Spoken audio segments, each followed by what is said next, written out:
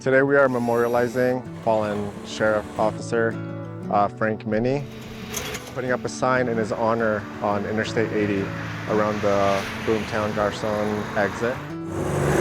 It is just to remember that, and then we do have to do these unfortunate things to remember that tragic things still do happen close to home, and our officers do go down the line of duty. If more people can be aware that things like this do happen, it's a good honor. It's something to keep his legacy. Every time you step out of your truck, you know that there are people driving by, they're speeding, they're on their phone, they're distracted. So you have to be 100% eyes on the road and you look out for each other. Us maintenance workers, construction workers, police officers, we are in that danger zone every time. It's tough that this kind of thing goes on, but we just hope we don't have to do this again.